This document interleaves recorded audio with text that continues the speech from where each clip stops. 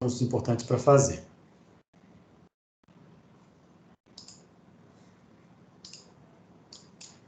Beleza, já começou a gravar.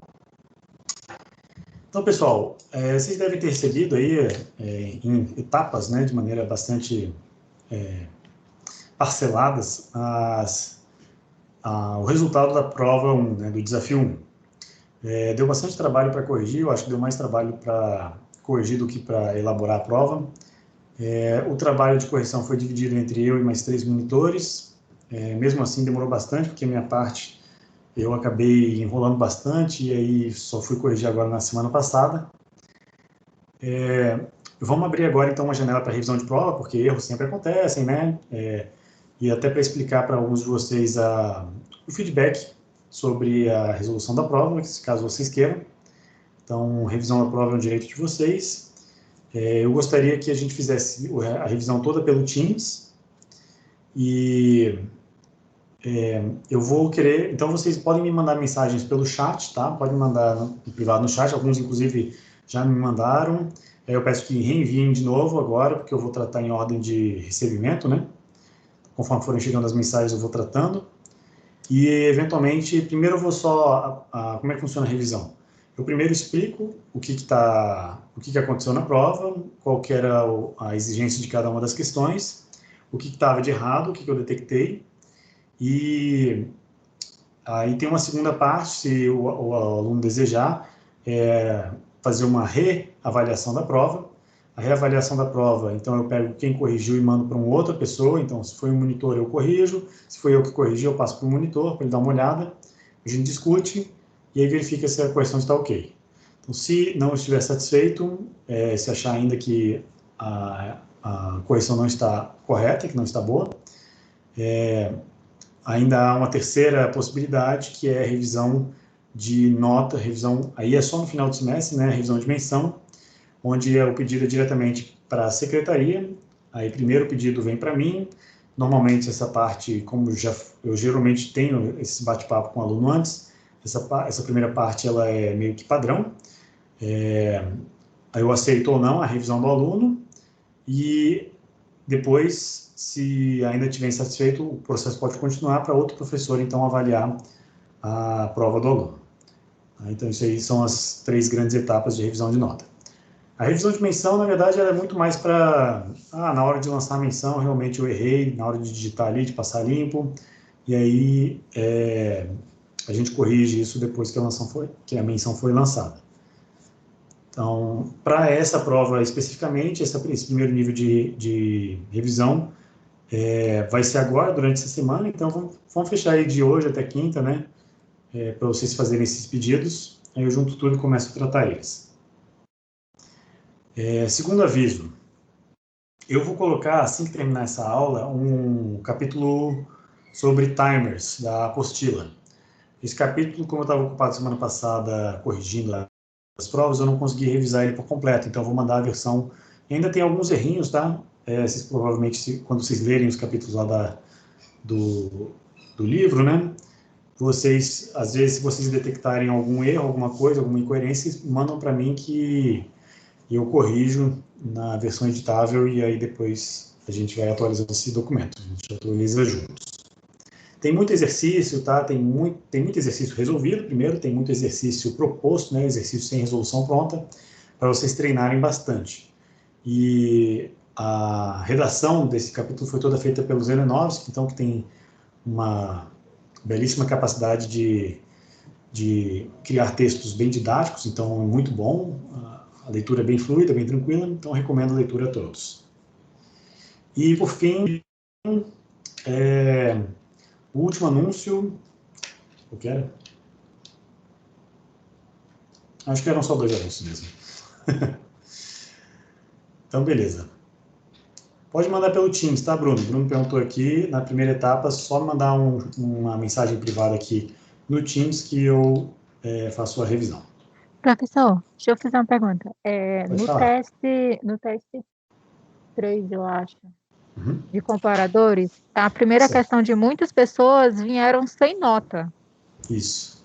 Aí a gente pode deixar, vai corrigir, ou a gente tem que fazer alguma coisa? Pois é, eu comentei em algumas aulas passadas, mas eu só reforçando aqui, de fato, o teste 3, né, o formulário lá da Microsoft, ele deu um bug naquele tipo de questão. Por isso que eu parei de usar ele. Eu até gosto de usar ele quando eu uso Google Forms, mas aqui no formulário da Microsoft parece que deu um bug e ele não conseguiu corrigir aquela questão. E pior, né, eu e os monitores corrigimos, os monitores corrigiram primeiro, aí eu vi que as notas estavam faltando, eu fui lá corrigir tudo de novo, e aí quando fui ver, as notas não ficaram salvas. Então tem algum bug, tá? De fato, não é algo que está sob nosso controle, é algum bug ali naquela questão específica daquele questionário que a gente não está conseguindo corrigir. Então, eu vou esperar até o final do semestre para ver se sai alguma atualização, alguma correção desse tipo de problema. Mas se isso não acontecer, aí no final do semestre eu faço uma correção da nota final com base no que aconteceu. Mas, a princípio, não se preocupe, tá? Aquela nota lá não reflete o desempenho de vocês. Eu imagino que vocês tenham a nota aí. E aí, vamos ver, no final do semestre, a gente faz uma correçãozinha final para compensar isso aí. Ok? Então, por enquanto, aquele teste ainda vai ficar com a nota errada na planilha de vocês, mas a gente vai endereçar esse problema aí até o final do semestre, sem dúvida. Então, por enquanto, ignorem a nota do teste 3, ela está errada mesmo. Ok, gente, vamos começar então a aula. A aula de hoje é sobre modo de captura do timer. E aí, para o modo de captura do timer, eu pensei aqui em fazer alguns exercícios com vocês. O primeiro exercício é um exercício para a gente medir o período de clock. Então, vocês devem ter visto lá nos vídeos, né, principalmente no primeiro vídeo, que o modo de captura ele é usado principalmente para medir tempo. Enquanto o modo de comparação era usado para contar tempo, e agora eu quero usar o modo de captura para medir tempo de sinais externos ao microcontrolador.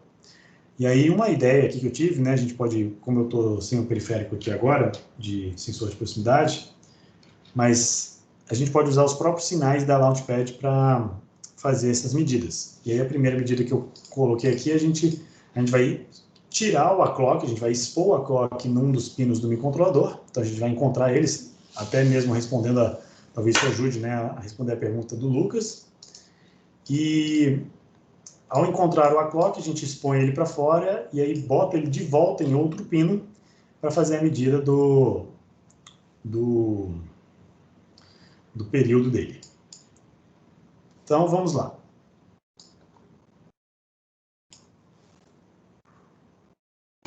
Sim, então esse aqui é o primeiro exercício. Aí, como segundo exercício, eu sugiro que a gente use o bit, tem um bit chamado CCI, Capture and Compare Input. Pessoal, peço que mutem os microfones, por gentileza. Obrigado. Depois a gente vai usar o bit do CCI como entrada normal, a gente vai ver como é que ele funciona, né? A gente vai ver que o timer fornece um pino de entrada que pode funcionar como uma entrada, como se fosse um GPIO, mas a gente permite observar o que acontece no pino do CCI. E depois a gente vai fazer um exercício que é medir o tempo de acionamento dos botões, tá? Entre os botões, né? Então eu aperto um botão e aí eu tenho que medir o tempo entre esse primeiro acionado botão e o acionado do segundo botão. Vai levantar algumas perguntas bem interessantes. Então, para começar a aula, eu queria mostrar como é que a gente faz para encontrar a informação específica sobre os pinos.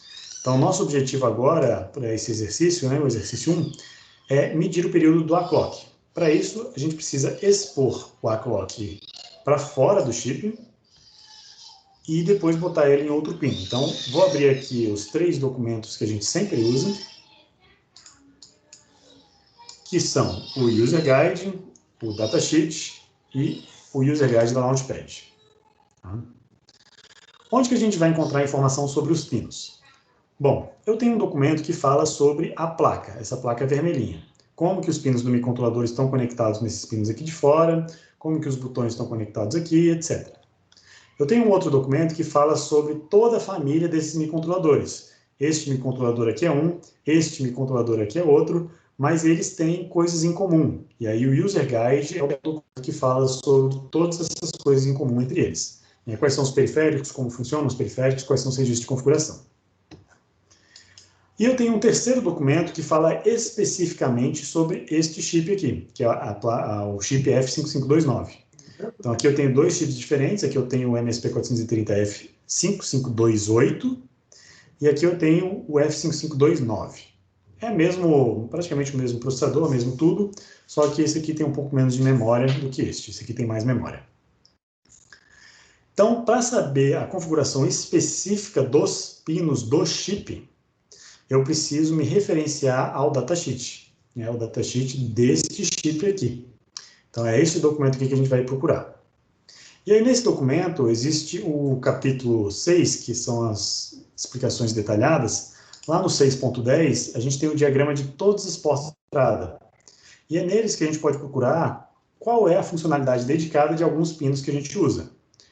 Então, quando eu dou um zoom aqui, por exemplo, para a porta P1, a gente vê que a porta P1.0 ela tem uma funcionalidade de GPIO, mas ela também tem uma funcionalidade extra.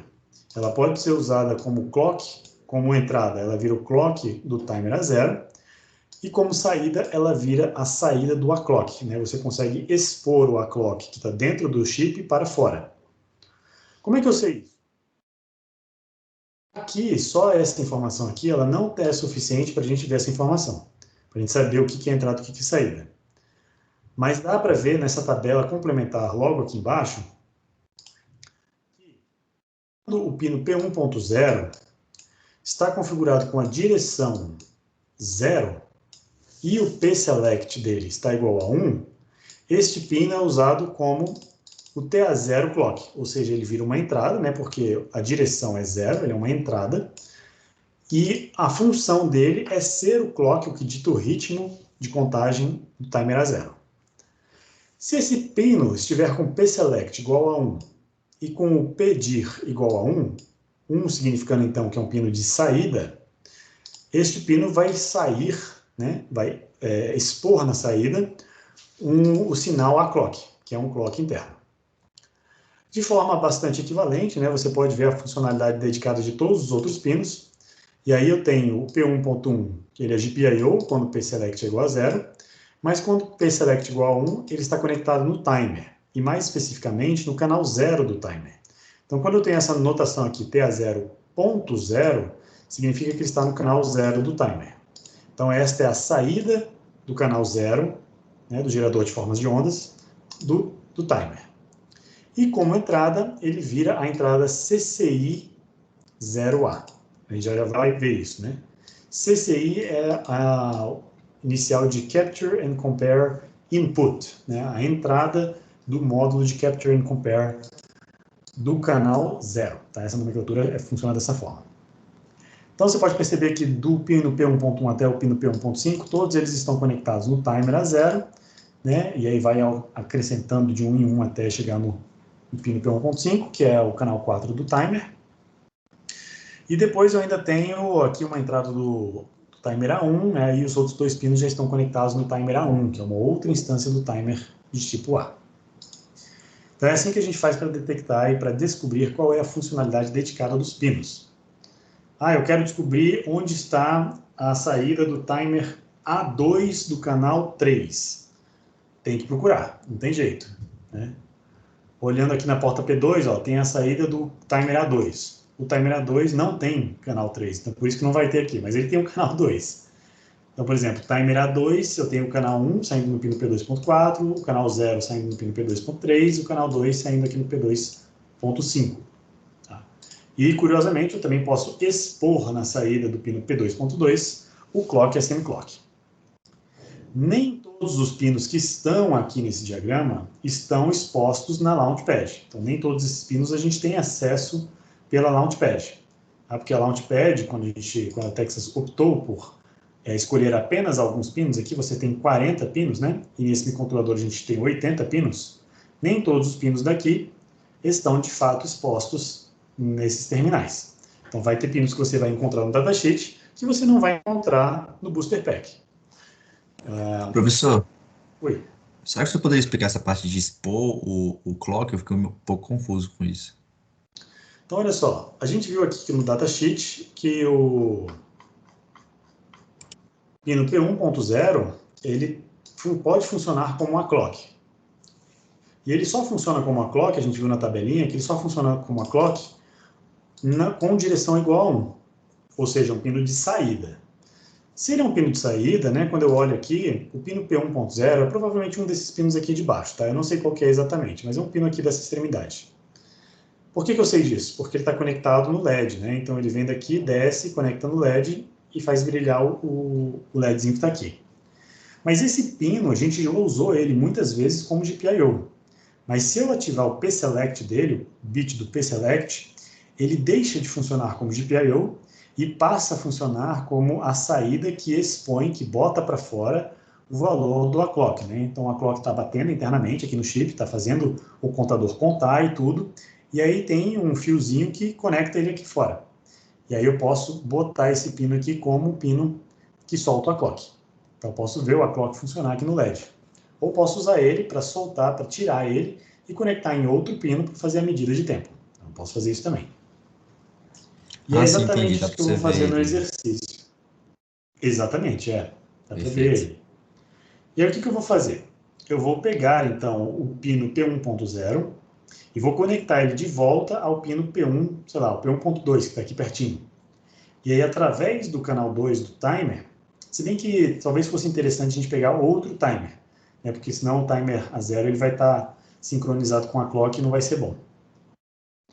Ah não, se bem que a gente pode escolher o clock com outro clock mesmo, né? Então pode ser o P1.2, P1.3, P1.4, tanto faz. Só para variar um pouquinho, a gente vai pegar o timer A1.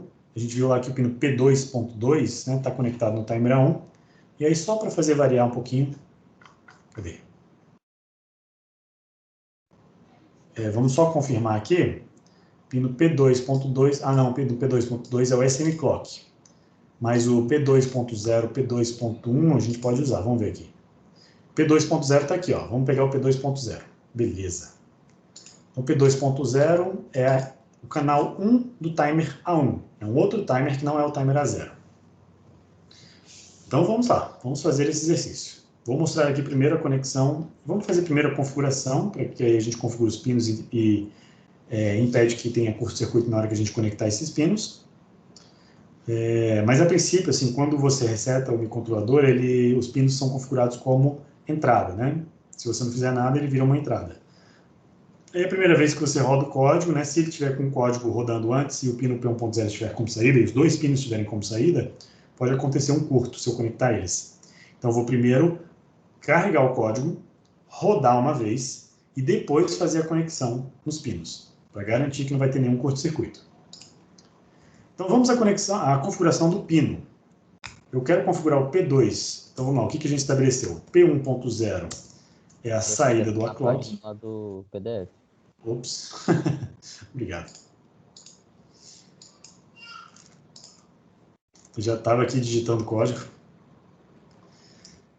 A gente combinou que o P1.0 vai soltar o clock e que o P2.0 vai ser uma entrada que a gente vai fazer a medida, né, no timer A1.1, né, acho que era o canal 1, timer A1. Então, a gente vai conectar esses dois caras assim. Então, sai daqui, entra para cá.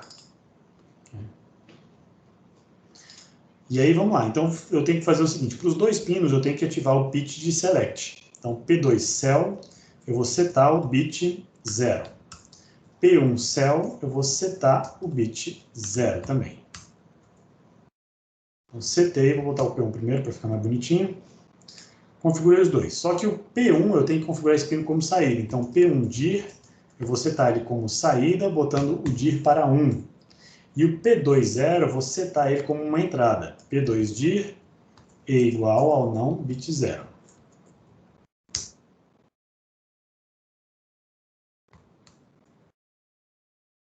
Então, aqui é uma entrada e aqui é uma saída.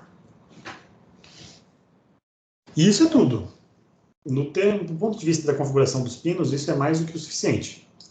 Na nossa biblioteca de pinos, já está incluso ali, seria o equivalente a eu fazer um pin mode, seria o pino 1.0, e aí o modo, aqui no caso seria modo, eu tenho um modo específico para isso que é function in.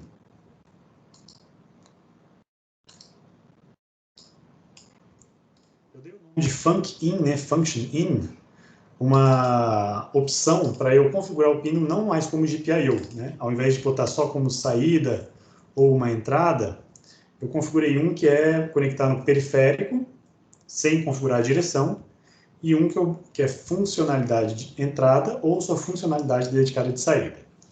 Para não aumentar a complexidade, porque a gente não fez esse código juntos, eu fiz sozinho, eu não vou mostrar dessa forma. Eu vou usar apenas a configuração direta com os pinos. Beleza. Então agora vamos configurar o timer. O timer que eu quero configurar... Oi, pode falar. Eu tô olhando aqui o datasheet e o P2DIR tem que estar 1 no 2, não é? Eu tô vendo aqui na página 84. Tem que estar 1 para expor o timer. Será que você se confundiu ou eu me confundi? Vamos confirmar aqui. É sempre bom a gente confirmar. Então, você viu aqui ou você viu na tabelinha? Eu vi na tabelinha. Vamos na tabelinha. Então, na tabelinha, o pino P2.0 tem... quando ele é configurado com pselect igual a 0, ele é GPIO. Então, a direção pode ser entrada ou saída. Mas quando ele é configurado com pselect igual a 1, eu tenho duas opções aqui. Essas opções conectam esse pino ou na entrada CCI do timer A, ou na entrada ou na saída TA1.1, porque ele é configurado como saída aqui. Como esse pino eu quero que entre um valor para a gente poder capturar, eu tenho que escolher esse CCI aqui, que é o bit de Capture and Compare Input do módulo de captura do timer. Perfeito, certo? Perfeito. Então a gente vai escolher esta linha ao invés dessa de baixo aqui. É confuso, porque essa informação não está aqui, né? Ele não indica que TA1.1 é de fato o módulo de saída do timer. Quando você abre aqui o User Guide, e você observa no capítulo do Timer A, o diagrama dele,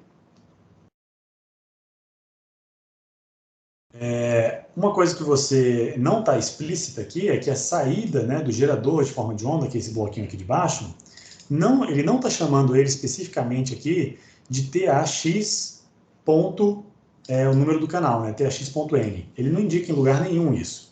E a nomenclatura ele inventa lá na hora que ele escreve no datasheet. Mas uma coisa a gente sabe detectar aqui, a gente consegue detectar o CCI, que é a entrada de captura. Todo esse bloco aqui de cima é o modo de captura do timer. Então a entrada entra por aqui, o CCIS seleciona qual das entradas, porque eu tenho várias entradas possíveis aqui para usar como captura. O modo de captura me permite, então, selecionar se eu quero um flanco de subida, um flanco de descida ou ambos. Eu posso selecionar um bit, né, o valor de captura sincronizado com o timer do clock ou não. Né, posso pegar ele assíncrono ou síncrono. E esse bit, finalmente, é o que chega no comparador, é o que faz ele guardar o valor do contador. Então, o contador vai ser escrito no CCR quando houver um flanco no bit de captura. Então, é esse pino aqui que nós estamos expondo para fora, né, que nós estamos pegando de fora. Então, por isso que, nesta tabelinha aqui, a linha que a gente escolheu é essa linha correspondente ao CCI, né, a entrada do Capture and Compare Input. Ficou mais claro? Ficou sim, professor. Ficou. Beleza. Então, vamos voltar aqui ao código. Usando isso como base, vamos configurar o timer A1. Primeiro, a gente configura o contador, tá? E aí eu pergunto para vocês, qual que é o clock que eu preciso escolher para o contador? O A-clock ou o SM-clock?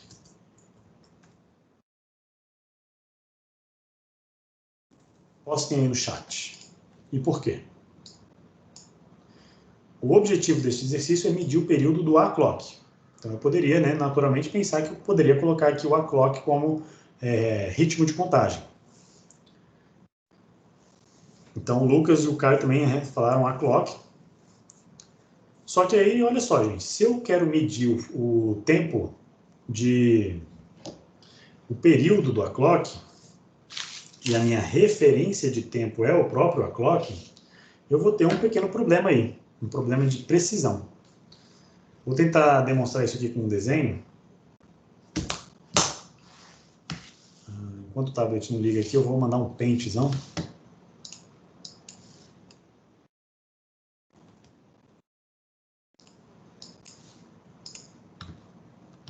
Então, olha só, o clock... Opa! Está batendo, né? E aí eu quero capturar qual que é o tempo entre duas batidas do clock. Esse é o tempo que eu quero medir, o período do clock. Esse é o exercício. Se eu usar o clock como referência de tempo para fazer essa medida, eu não vou ter precisão nenhuma, porque o único momento que eu consigo medir é no começo e no final. Então, o número que eu vou ler, usando isso aí como referência, vai ser sempre 0 ou vai ser sempre 1. Né? Então, eu não quero fazer essa medida. Eu preciso, então, de uma referência mais rápida que o clock, para contar quantas batidas dessa referência mais rápida tem dentro do meu clock.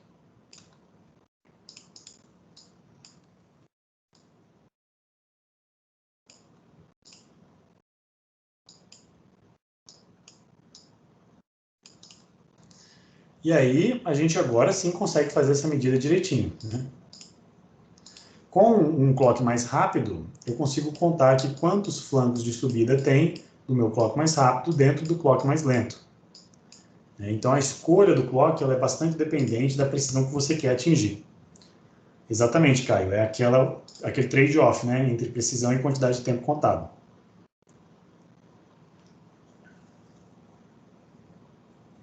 Para medir o SM clock, você precisaria de um clock mais rápido de fora, né? Aí você... Exatamente, é uma integral no final das contas, né, Vitor? Então, para medir o SM clock, você precisaria de uma fonte clock mais rápido. E aí, como é que faz, né? Aí você precisaria saber como é que configura o sistema de clocks. Você configura um clock, tem um clock interno do microcontrolador, que você pode jogar no SM clock ou no clock, que chega até 25 MHz. Então, se você quer medir o período lá de qualquer referência, você seta um desses clocks para uma frequência mais alta, e aí usa ele para fazer a medida. Tanto o clock do processador, quanto todos os clocks que vão para os periféricos, tá, Lucas? O sistema de clocks, você configura todos eles. Então, é como se o MSP tivesse um sisteminha lá dentro dele que você consiga dar overclock, né? Você consegue aumentar um pouquinho a frequência dele e chegar até 25 MHz.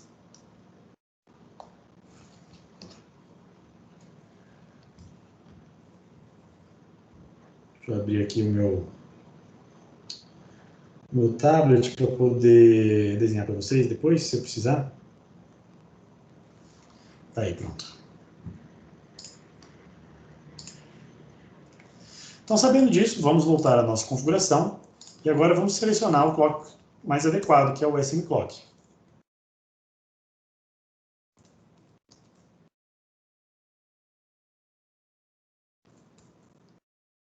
O que mais que eu preciso configurar aqui no clock? O modo de contagem. E aí eu tenho o modo contínuo, modo up-down. Tradicionalmente, a gente tem usado o modo up. Mas para modo de captura, eu sempre recomendo usar o modo contínuo, porque você nunca sabe qual é o tempo que você vai medir de fato. Então você precisa contar, né? Você precisa dar o máximo espaço de contagem possível, e quem faz isso é o próprio modo contínuo. Usar o modo contínuo tem também uma outra vantagem. Usar o modo contínuo permite que você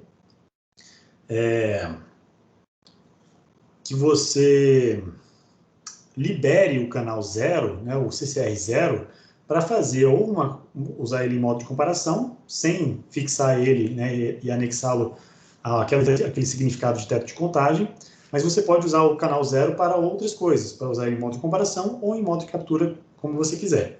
Então, o modo de contagem contínuo, ele libera o CCR0 para funcionar como qualquer coisa.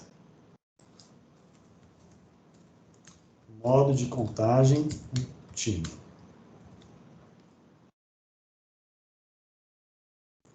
E vou aproveitar e vou limpar, fazendo um TA clear aqui, para começar a contagem do zero. Tá? Quando eu faço isso, na hora que eu mudo o modo de contagem aqui, ele já começa a contar, já está contando. Então, a próxima etapa agora é configurar o canal de captura que eu quero. Como a gente tinha combinado que o pino P2.0 está conectado no canal 1 do timer A1, então eu vou configurar o CCTL1. Esse registro de configuração tem várias configurações possíveis, tá? Essas configurações você pode buscar diretamente no User Guide. Então, ao abrir o User Guide aqui, que é esse terceiro documento aqui, quando você abre o User Guide, eu gosto de navegar aqui com a lateral, e aí eu abro aqui os registros e vou direto no CCTL. O CCTL tem várias configurações que a gente precisa fazer. Mas, a princípio, o mais importante delas é o modo de captura, que é o CAP. O bit cap permite a gente indicar para o timer, né, que aquele canal do timer vai entrar agora em modo de captura. Se você não configurar nada nele, no reset ele vai para 0, ou seja, o padrão é o modo de comparação.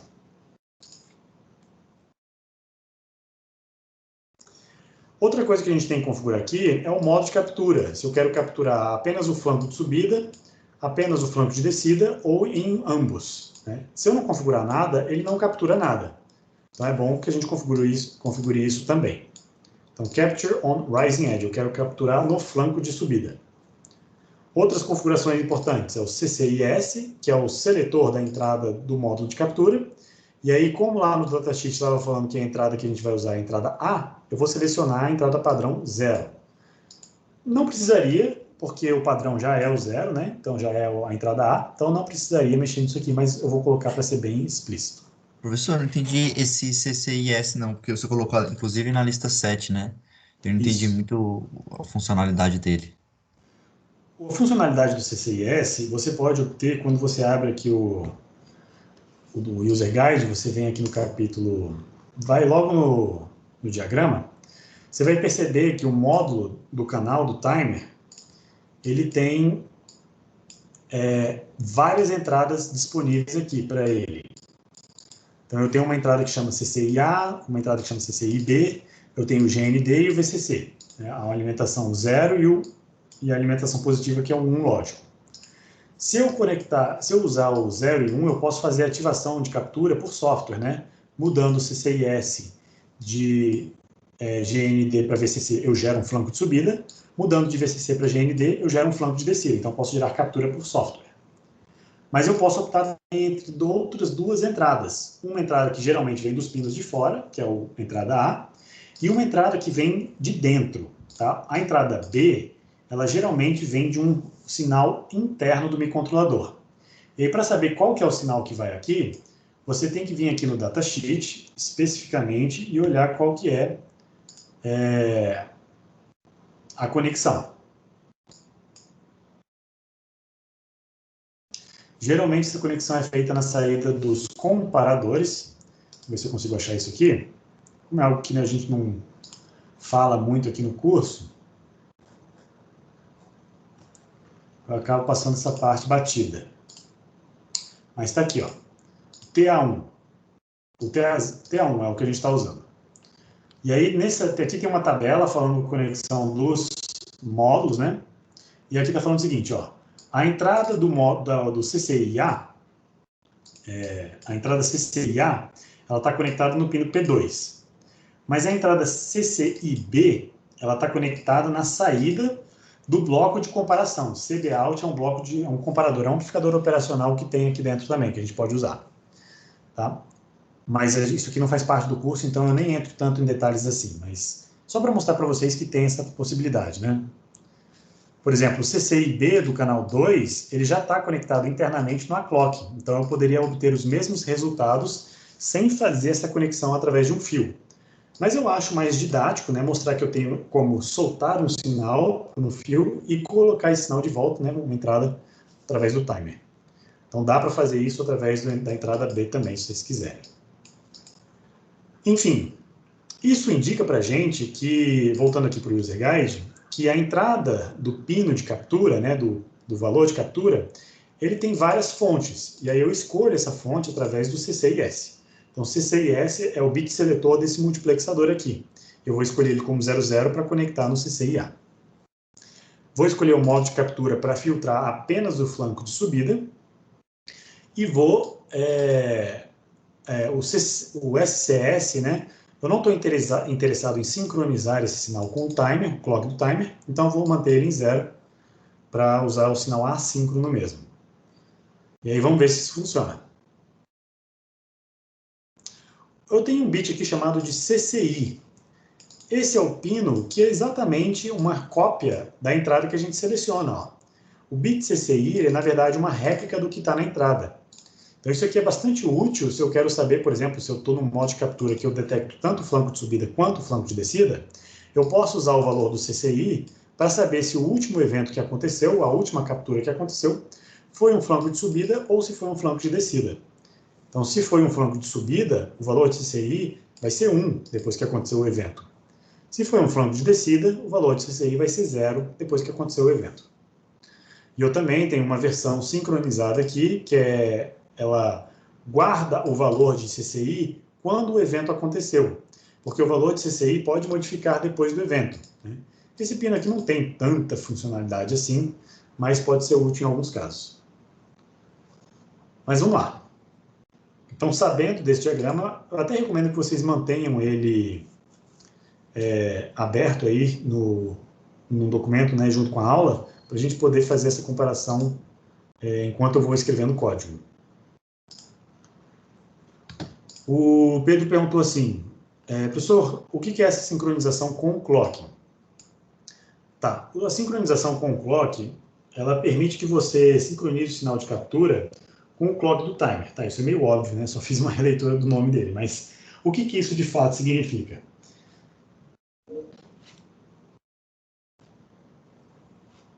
Eu vou conectar aqui para poder fazer o desenho. Então, deixa eu desenhar aqui para vocês. Qual que é a diferença? Acho que eu não vou conseguir fazer todos os exercícios hoje. Mas, let's go.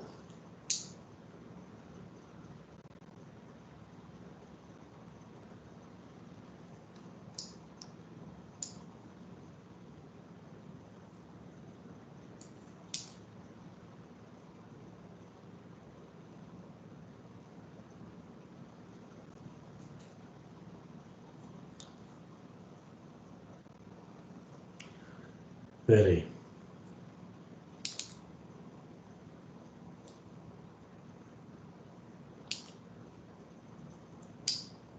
Pronto, abriu.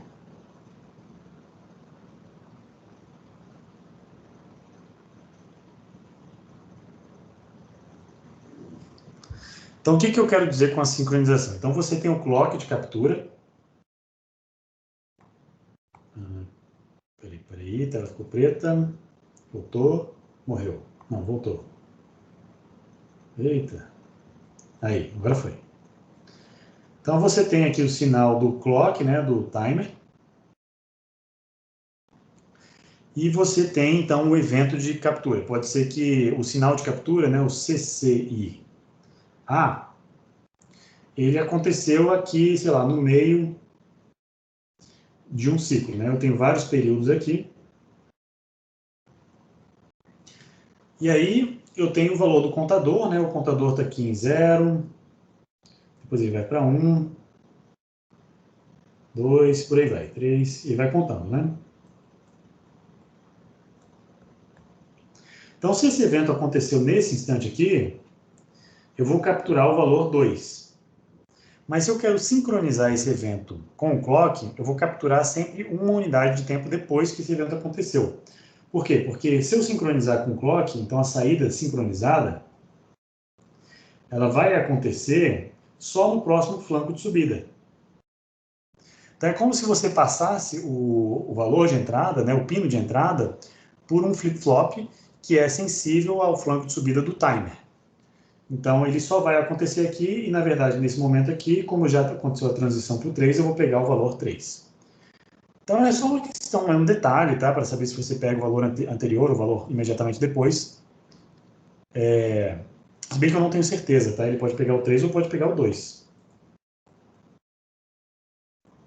Eu acho que ele vai pegar o 2. Tá? Mas isso aí tem que testar, não sei. De qualquer forma, eu não uso sincronização com clock. Eu deixo ele funcionar de maneira assíncrona e funciona muito bem. Ainda não achei uma aplicação que faz um bom uso desse modo sincronizado aqui.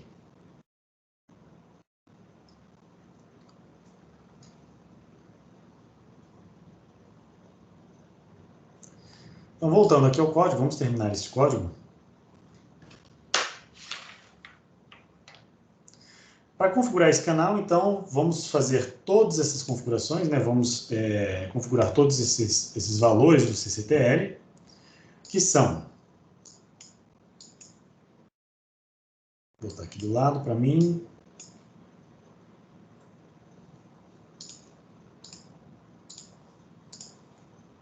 Vou botar o chat aqui para mim também.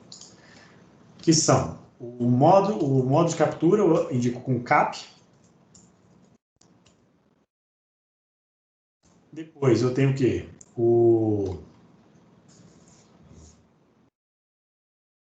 cap, modo de captura. Eu entro no modo de captura, né? Eu faço CCIS. O valor é o 0, né? Para escolher a entrada A. Depois o SCS eu vou manter ele em 0, não que é captura assíncrona. O valor cap já colocamos. O modo de captura CM o valor 1 para Rising Edge. E eu acho que é só. Então, esses valores eu estou lendo diretamente do User Guide aqui, tá? Eu estou com o User Guide aberto aqui.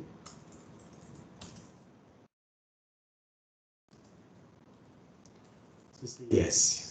Adiciona CCI A. Captura assíncrona. E o modo de captura menos no flanco de subida.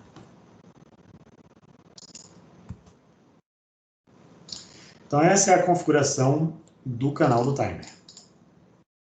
E agora, como é que eu faço para usar isso? Né? Já que ele está configurado, né, ele vai ser interrompido toda vez que eu tiver um evento. Eu vou ter que ler a flag correspondente a esse evento.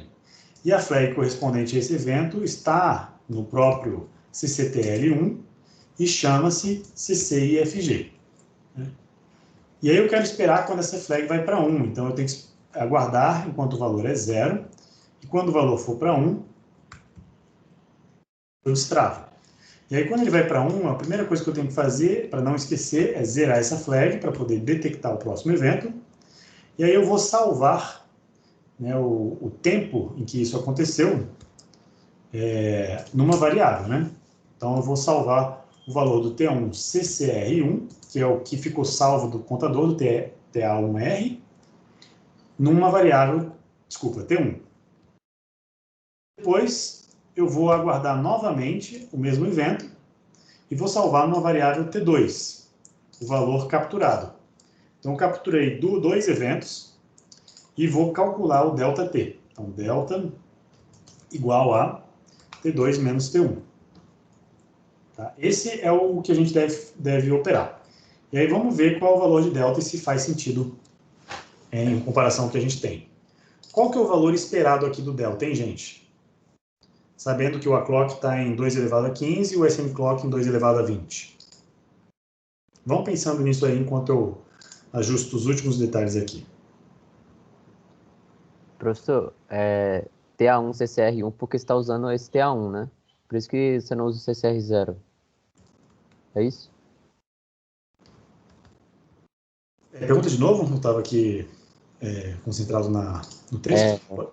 É o TA1 CCR1 porque você está usando esse TA1 CCTL1, né? Por isso que não Exatamente. usa o CCR0. É porque a gente escolheu o pino P2.0 que está conectado no TA1.1. Né? Então, tudo meio que ficou ligado à escolha do pino. Por isso que a gente está usando o canal 1 do timer A1. Aí fica CCR1, né?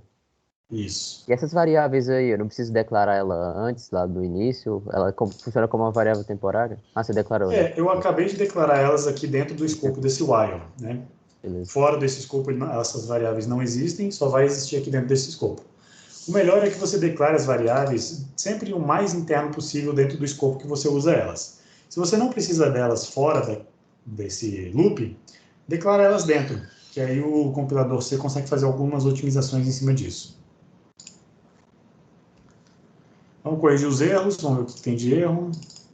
SS0 ele não gostou, porque SS é um bit só, então o melhor aqui nesse caso é omitir esse bit. Ele só tem o valor de SS, ó. SS. Só tem esse valor aqui. Esse é o único valor que está definido. Ele não tem o SS0 ou 1, né? Então, nesse caso aqui, eu acho melhor a gente omitir ele para ficar, inclusive, com uma configuração mais simples, né? Na verdade, eu poderia omitir esse cara aqui também.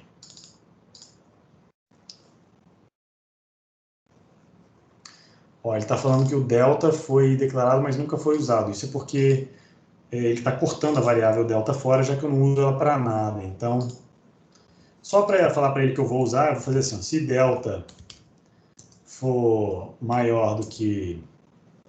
Qual é o valor esperado? Vocês chegaram a calcular aí? Deixa eu calcular aqui.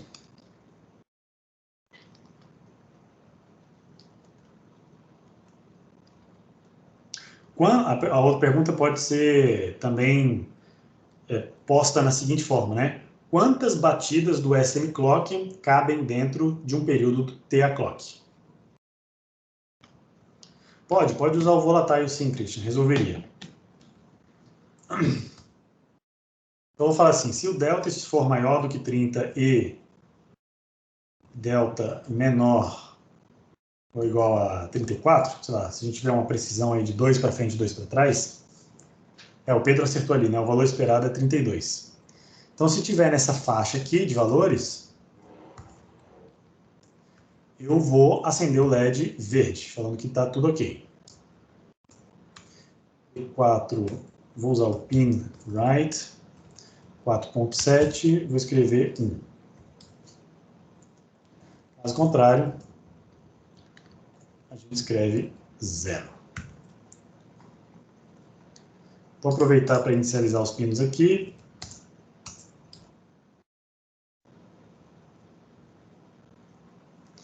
E vamos ver se funciona. Agora eu vou entrar no modo de depuração e vou rodar o programa pelo menos uma vez. Depois eu faço a conexão dos fios, para garantir que os pinos estão configurados direitinho e que eu não preciso me preocupar em queimar os pinos. Eles não vão queimar porque estão configurados direitinho. Então, o que eu faço aqui? Eu vou agora passar para a câmera. E vou mostrar a conexão que eu vou fazer. Então, a primeira coisa que eu fiz aqui é tirar o jumper. Vou passar aqui por baixo desse fio, senão ele vai ficar caindo. Deixa eu ligar aqui esse flash, vou botar um foco. Aí. Eu desconectei o jumper do pino P1.0 e deixei apenas o pino mais próximo do chip solto, porque esse é o pino que está conectado ao microcontrolador. Aí eu vou fazer o seguinte, eu vou pegar o meu jumper, vou conectar aqui. Então essa é a saída do A-Clock. Agora, esse outro pino aqui eu vou conectar no pino P2.0, que é o pino que está aqui. Cuidado para não conectar no GND, né, para não ter nenhum problema. Opa, e olha aí que bacana, o LED verde já acendeu. Significando que... Ai, meu Deus, que saco. Deixa eu ajustar esses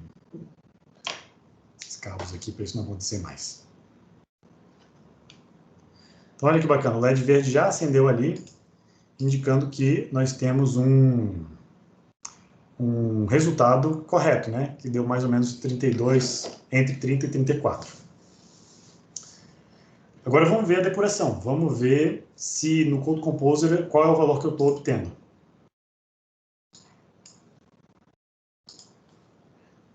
Caramba, já extrapolei o horário, mas e muito. Desculpa aí, viu, gente?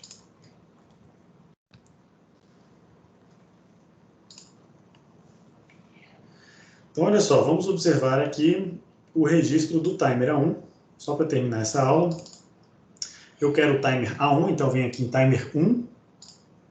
Essa nomenclatura é bem chata, né? Porque o A aqui depois, A5 e A3, não significa que essa é a instância A5, tá? Significa, esse último 5 aqui, significa que ele tem 5 comparadores. Então, ele vai do 0 até o 4. Esse timer 1 aqui significa que ele é o timer de tipo A, só que é a instância 1, e tem 3 comparadores. Então, o CCR0 até o CCR2. Então, ela é um tanto quanto confusa, né? Então, nesse timer aqui, eu quero ver o CCR1. Eu vou dar play, deixar ele rodar um pouquinho, dou pause. E aí, não, CCR1 eu não consigo ver porque ele é um valor muito próximo do timer, né? Mas eu consigo ver aqui nas variáveis, qual que é o valor de delta. Então, o valor de delta, vamos avançar até o cálculo do delta, ele pegou o T1. Eu vou botar aqui um breakpoint, porque indo passo a passo, claro que isso não vai funcionar, né? O A-Clock está rodando lá dentro e eu estou gastando muito tempo aqui na depuração. Então, eu tenho que botar um breakpoint para quando ele chegar nesse ponto, eu obter o valor de delta. Então, rodei, calculei, e aí deu um valor próximo, né? Não deu 32 exatamente, deu 45. Vamos rodar mais algumas vezes, ver se ele... Vou botar aqui num instante imediatamente depois, para ver quais são os valores que a gente está obtendo. Olha lá, 32, 32, 33, né? Então, os valores que a gente está obtendo são mais ou menos os valores que a gente estava esperando. Só que muito cuidado na hora de depurar coisas com o modo de captura. Quando você faz um programa e usa o modo de captura, se você rodar aqui no modo de depuração passo a passo, desculpa, se você rodar aqui passo a passo, você nunca vai obter o valor correto que você está esperando. Por quê? Porque o clock está lá batendo, os eventos estão acontecendo, e aí você está perdendo tempo aqui na depuração. Então, na verdade, o tempo que decorreu realmente nunca vai ser, de fato, aquele que você vai capturar. Então, se você quer verificar se o tempo medido foi, de fato, aquele que você espera, a minha recomendação é botar um breakpoint depois da medida, para que você possa garantir que o código foi executado no tempo apropriado, né, no tempo real apropriado, e quando você parar a execução do código, você ter o valor correto aqui nos seus registradores. Então, ó, roda pelo menos mais de uma vez, né? Eu rodei aqui algumas vezes e, de fato, o valor do delta tá correto, é 32. E o curioso é que o valor de T1, ó, ele vai incrementando sempre de mais ou menos, né? Ele não incrementa de 32 em 32, porque enquanto eu estou aqui parado esperando, o timer está lá contando, né? Então, de fato, tem esse detalhe aí curioso. É isso, pessoal.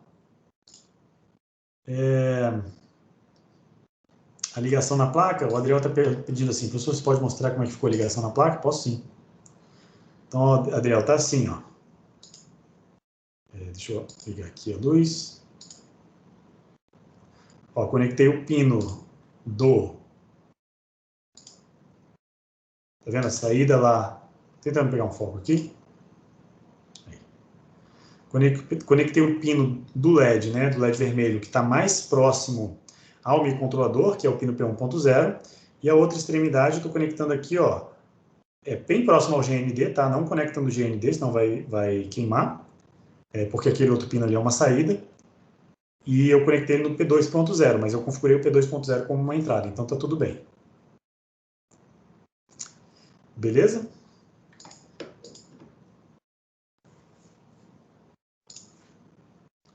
Pessoal, é isso. Então, não vai dar para fazer o segundo exercício aqui, que é o exercício de usar o CCI como entrada normal, mas, a princípio, só para mostrar para vocês como é que faria, para usar o CCI, né, eu posso usar ele normalmente com uma trava de execução, e para pegar o valor de CCI, eu tenho que filtrar o valor de CCI no registro do canal. Então, CCTL1 e CCI. Não está compartilhado, professor. Tá mostrando não, professor. Opa, de novo. Então, eu posso botar uma trava de execução aqui, ó, onde eu vou pegar o valor do CCI dentro do registro T1 CCTL. E aí, o canal que eu quero, né? Por exemplo, se eu quero pegar do canal 2, eu boto CCTL2, do canal 1, CCTL1, do canal 0, CCTL0. Então, eu pego e filtro apenas o bit CCI. O bit CCI é exatamente o valor da entrada que eu escolhi. Então, nesse caso aqui, esse bit está alternando, né, entre 0 e 1 na mesma velocidade do clock. Então, assim eu posso fazer a leitura do pino também, se eu quiser. Ok. Vou deixar o último exercício, né, que é o exercício de medir o tempo entre os acionamentos dos botões. Sei lá, você aperta um botão, faz uma captura, aperta o outro botão, faz outra captura e calcula a diferença de tempo entre eles. Será que dá para fazer isso? Vou deixar como desafio aí para vocês pensarem um pouquinho. Então, obrigado a todos. Obrigado a todos pela atenção. E com isso eu encerro a aula de hoje. Vou ficar aqui um tempinho a mais, né? Vocês estão dispensados, mas eu vou ficar aqui um pouquinho a mais para tirar as dúvidas, caso alguém tenha. Professor? Até mais, professor. Bom descanso. Valeu. Professor, tá Diga, ouvindo? Caio, pode falar. Na aula passada não deu para você fazer aquele exercício lá do LED, aquele controle de luminosidade, que ele faz apaga lentamente e acende lentamente, que você falou que é como se fosse Ah, sim. Ele modelo pulsando, da né? época, né, que eles prezam por isso e tal. Depois, se desse para você fazer, não sei hoje, mas não sei se é rápido. Beleza, se você tiver tempo aí, eu faço aqui rapidinho. Eu tenho, pode fazer. Então, Eu vamos lá. também estou aqui. Vou botar aqui na aula 2, que é onde a gente fez a PWM. Então, aqui a PWM ela já está configurada como modo automático, né? Já está configurado aqui como o modo gerador de forma de onda, né? Já está configurado como gerador de PWM. Tudo que eu preciso agora mexer é no valor do CCR, né? E se eu mudar o valor de CCR3, eu estou alterando o duty cycle. E o valor do duty cycle eu posso alterar entre 0 e o valor de CCR0. Então, o máximo que eu consigo chegar é 1000. Então, vamos fazer uma brincadeirinha. Vamos fazer aqui um valor incremental. Toda vez que eu chego no CCR0... Ela não está compartilhada, professor. Ah, obrigado. De novo. Nossa, estou esquecendo toda vez. Desculpa, eu estava aqui com o exercício da aula 12, né? Da aula que a gente fez na aula passada. Então, esse é uma configuração do timer a 0 para configurar um modo do PWM. Então, nesse modo aqui, a gente setou o timer a 0 como uma clock. A gente usou o modo up para que o CCR0 tenha o significado de teto de contagem. A gente colocou a saída desse timer aqui a gente escolheu, né, o pino P1.4 como saída. Então, ele solta o sinal do timer. E aí, o sinal do timer, como é uma PWM, basta a gente ajustar o valor do CCR3, porque o CCR0 ajusta a frequência e o CCR3 é o duty cycle. O CCR3 pode variar de 0 até 1000, né? No caso aqui, 999. Então, eu vou fazer o seguinte, eu vou aguardar o evento. Toda vez que eu terminar uma contagem, toda vez que eu tiver um período do timer, eu vou modificar o valor do duty cycle. E vamos ver como é que isso funciona. Vou começar com o duty cycle igual a 0.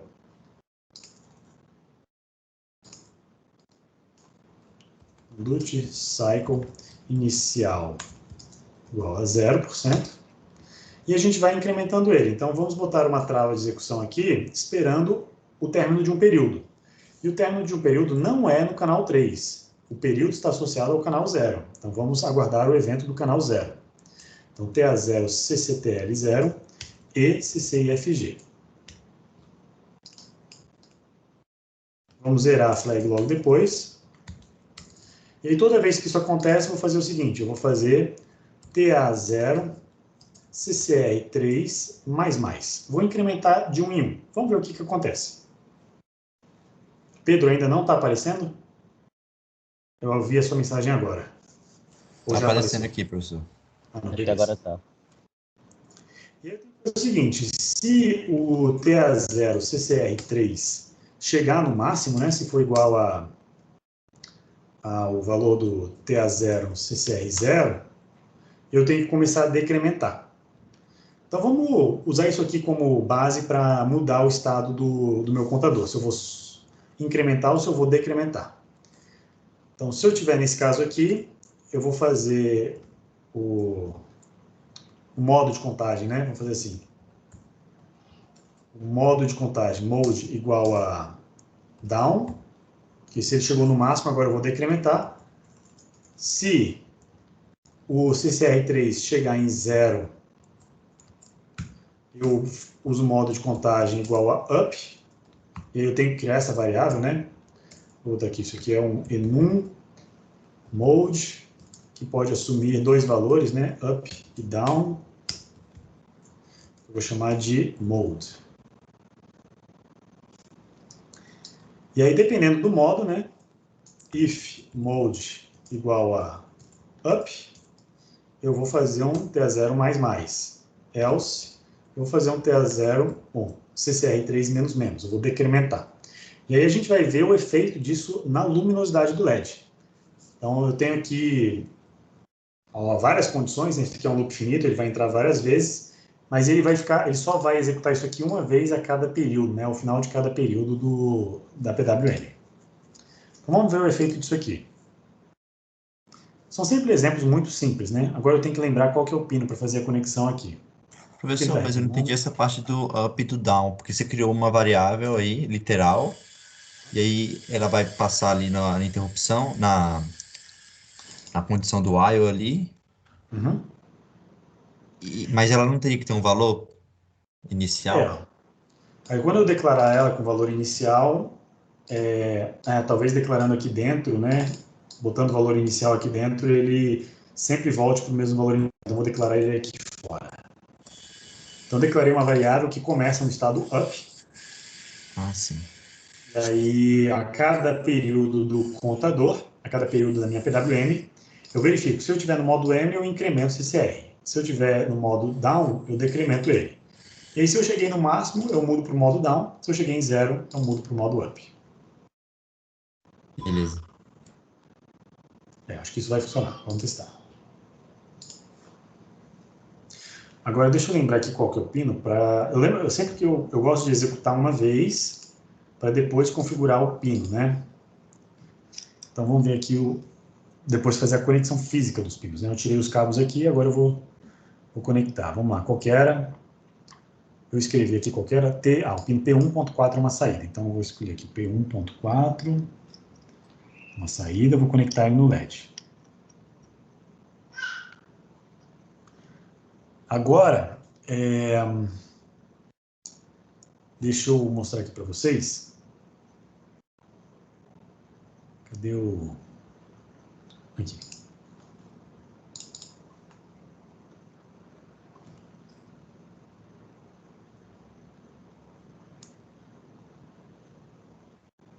Ele está bem lento, né? Porque a gente está contando até 1000. Mas eu vou resetar algumas vezes para vocês verem ele funcionar. Pega o foco, tira a luz. Aí o que eu fiz? Primeira modificação, olha, o pino que eu estou usando agora é o pino de fora, que está longe do microcontrolador, porque eu estou usando o LED e não o pino do microcontrolador. Então, ó, eu vou zerar, vou resetar, apertei o botão reset e vou deixar ele rodar agora. Você vê que a luminosidade, estou fazendo isso várias vezes, está vendo que a luminosidade está incrementando aos poucos? Ela não acende de uma vez, ele faz como se fosse um pulso, né? Ele vai aumentando aos poucos. Só que ele demora muito tempo para chegar no máximo. Ele chega no máximo, e demora um tempo até começar a decrementar.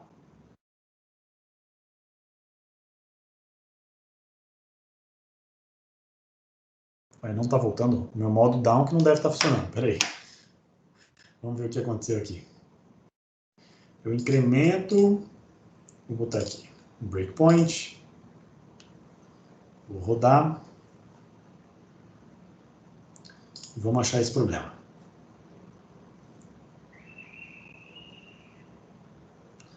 Ele está demorando muito tempo para chegar aqui.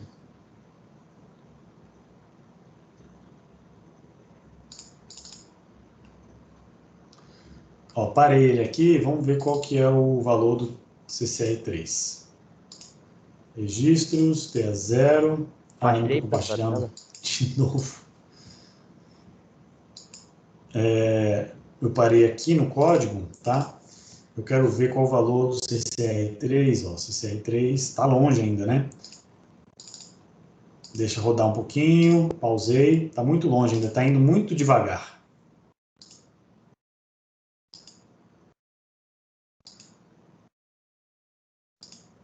Está quase chegando lá. Eu vou botar um breakpoint aqui.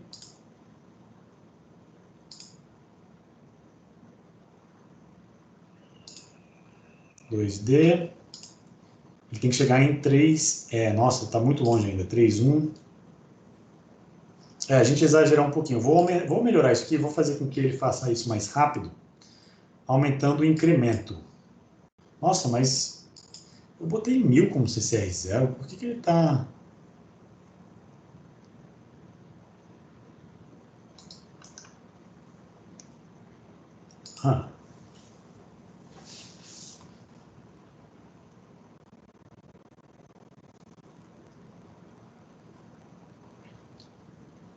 Então, CCR0 está aqui. CCR0 está nesse valor. 999, está certinho. Então, vamos diminuir esse valor, né? Fazer o quê? Divide por 3, ou seja, multiplique por 3 a frequência da PWM. Agora ele chegou. Mudou o modo mode. E aí, vamos ver o que acontece quando ele chega aqui. No modo down, agora ele vai decrementar. Então, beleza, agora está funcionando.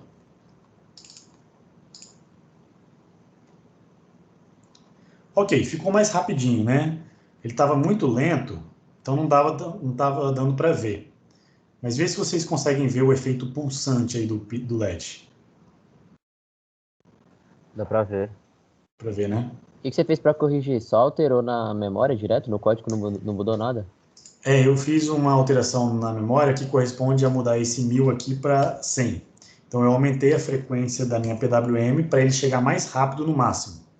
Uma outra forma de fazer isso, né, é você aumentar o incremento. Então, em vez de incrementar de 1 em 1, você pode incrementar de 2 em 2, de 3 em 3, de 10 em 10, até chegar no máximo. Beleza. Então, para mudar esse incremento é só colocar mais 3 aí, mais 4? Pode ser igual mais 3, né? Igual mais 4. Isso. Não, aí você... O que é o mais sim. mais? O mais é isso aqui, É igual igual esse mais cara, 1. mais 1. Aí você teria que botar assim, mais 10, por exemplo, para ir de 10 em 10. Perfeito. Só que agora tem um probleminha aqui, né? Não sei se vocês conseguem perceber, mas vê aí na câmera. Você percebe que ele está passando, parece, né, que ele está passando muito mais tempo... peraí. É porque agora eu resetei, então ele voltou para o estado original. Deixa eu carregar um novo código.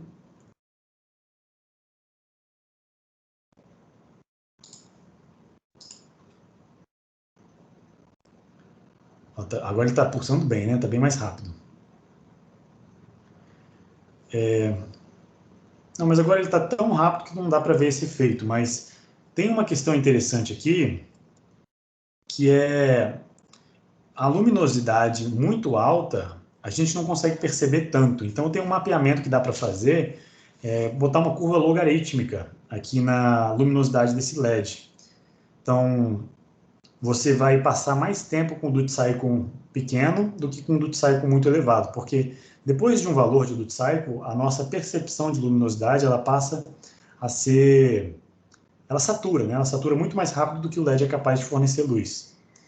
Então, tem um ajuste de curva que a gente faz, que é para tornar essa curva exponencial, para fazer o contraponto, né? A característica logarítmica da nossa percepção de luminosidade.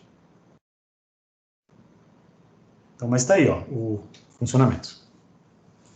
Topíssimo, hein, professor? Valeu, professor. Não sei se dá para ver, se eu balançar aqui, né? Não dá para ver muito bem, porque a frequência agora ficou muito alta. Mas eu queria que vocês observassem... Dá para ver os pontinhos. Dá para ver os pontinhos, né? Mas eu queria que vocês observassem o tracejado que ele vai aumentando e diminuindo o tamanho do tracejado. Mas não dá para ver, não. Mas beleza, pessoal.